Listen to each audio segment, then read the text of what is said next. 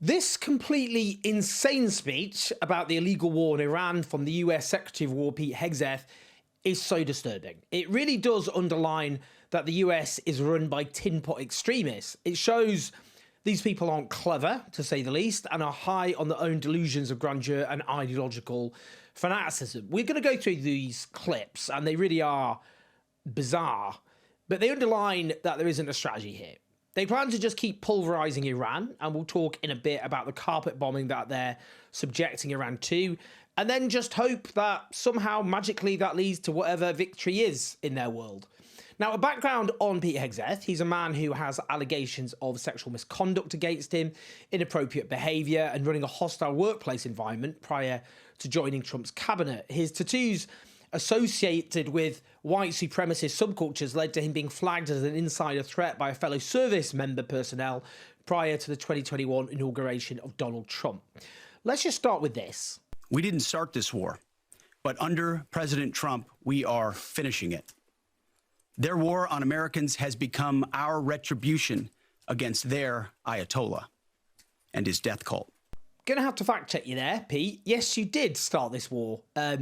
Quite obviously, in front of the whole world, in fact. Your country and Israel started the war after unilaterally ending negotiations with Iran, which achieved a breakthrough over nuclear material, which is why you started the war, because your excuses were swiftly disappearing. This is, of course, an illegal war of aggression, of choice, as per international law. The UN Charter sets that out very clearly. And as per US law, it's unconstitutional, having not received the consent of Congress. Now, what the hell is this? America, regardless of what so-called international institutions say, is unleashing the most lethal and precise air power campaign in history. B-2s, fighters, drones, missiles, and of course, classified effects. All on our terms, with maximum authorities. No stupid rules of engagement, no nation-building quagmire, no democracy-building exercise, no politically correct wars. We fight to win, and we don't waste time or lives. No stupid rules of engagement, he says, and no politically correct wars. That should be treated as a confession. When he's hopefully hauled before an international court, this would be smoking gun evidence. What this clearly means is that the US is not going to abide by the rules that govern war, as per the international treaties which the US has signed. It means the US is going to commit war crimes and is committing war crimes. That it is conducting a war in a way which does not prevent civilians from being killed en masse, and hundreds have already been killed. Now brace yourself for this. The American people also want to know what they're sending their men and women to war for. Is there a concern of this spiraling into a longer war? And then one for the chairman when you're done. Did you not hear my remarks? I mean, we're ensuring the mission gets accomplished, but we're very clear-eyed, as the president has been, unlike other presidents, about the foolish policies of the past that recklessly pulled us in to things that were not tethered to actual clear objectives. So we know. We have plans, we have generals, we have chairmen, we have commanders, CENTCOM commanders, Admiral Cooper. Okay, gonna have to ask you to calm down there, buddy. Bizarrely snapping there when a reporter has the temerity to ask, given his administration's endangering the lives of US service personnel, does the public not have the right to know about strategy?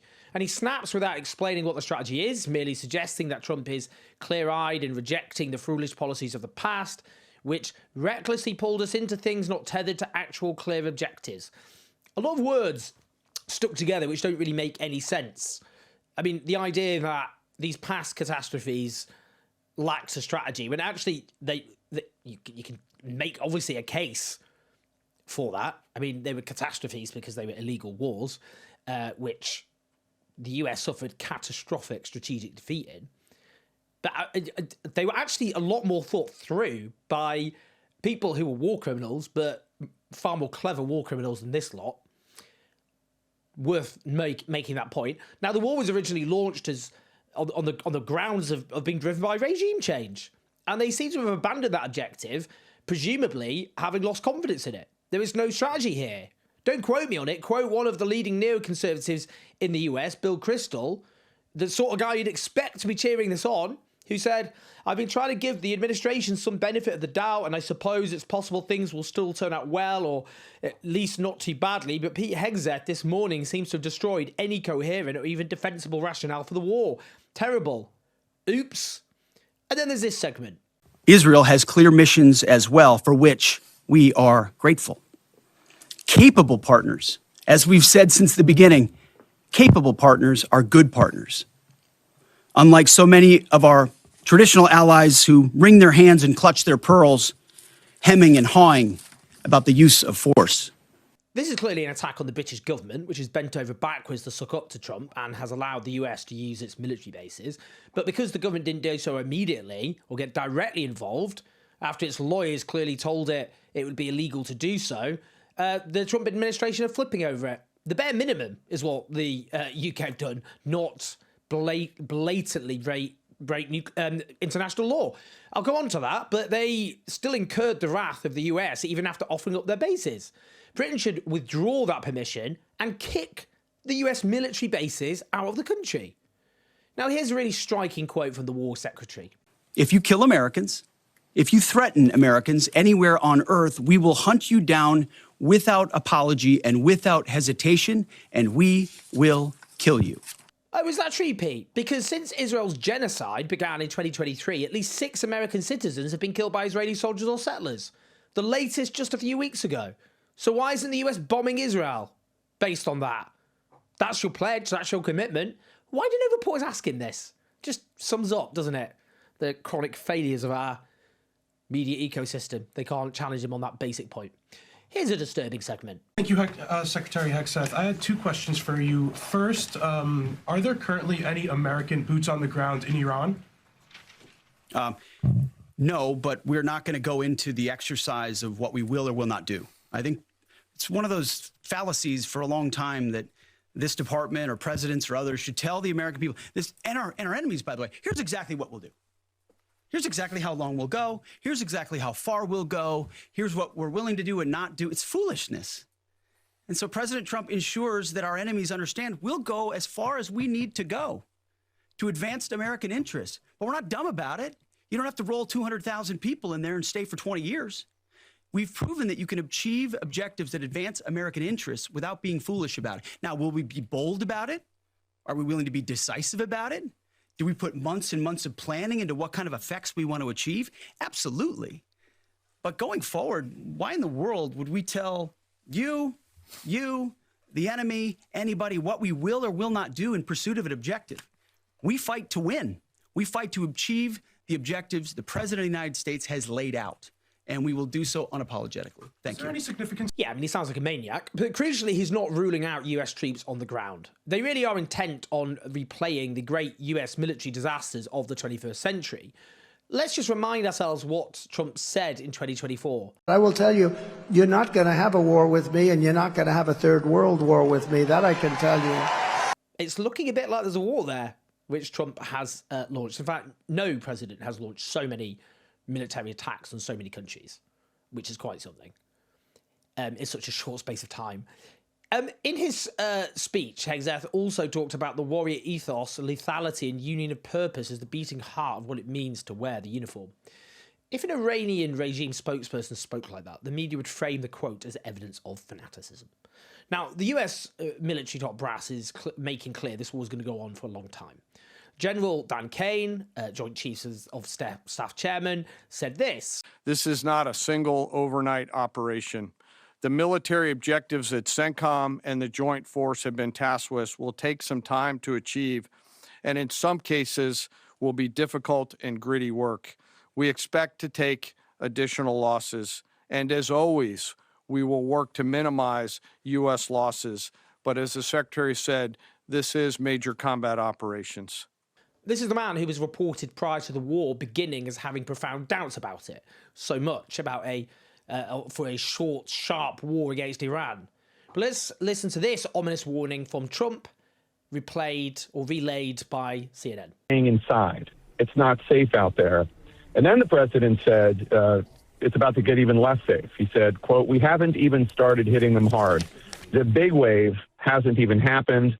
The big one is coming soon. We asked him about a bunch of other stuff too that I'm writing up, and we'll share later on The Lead at 5 p.m. After already killing hundreds of Iranian civilians, including 165 mostly school kids, he says the big wave is yet to come. With that in mind, listen to this from Israeli Prime Minister Benjamin Netanyahu, who's wanted by the International Criminal Court on charges of war crimes and crimes against humanity. Bombarded by the terrorists in Tehran against innocent civilians, you see the difference. The tyrants of Tehran target civilians. We target the tyrants of Tehran to protect civilians. I've said... How dare he? How dare this monster claim anything like that? After murdering so many Iranian schoolgirls, the pictures of the graves dug for those Iranian girls should make you feel grief and rage. According to the journalist Mohammed Ali Shabani of Amwaj Media, Israel is carpet bombing Tehran. In at least one video, bystander alleges Gaza-style double-tap attack whereby a site is bombed and then bombed again when emergency services arrive. Notably, Israel is targeting individual police stations likely to promote public disorder. Indeed, the video footage from Tehran is terrifying.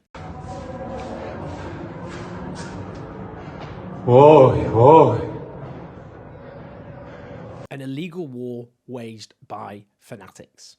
So many Iranians being slaughtered by those who claim to be rescuing them. Of course, we've seen these catastrophes over and over again. Iraq, Afghanistan, Libya. But this, in a country so big, such a big population, with so much diversity and division, well, this is a horror story, I'm afraid, which has a long way to run. Please like and subscribe. Help us take on a pro-war media at patreon.com/owners84. We will continue to challenge these narratives. We've got so many interviews coming up with so many brilliant people, including, of course, people from the Iranian diaspora. So, yes, do support what we're doing at patreon.com/owners84. You make all of that possible. And share the video, like, subscribe, leave your comments. I'll speak to you in a bit.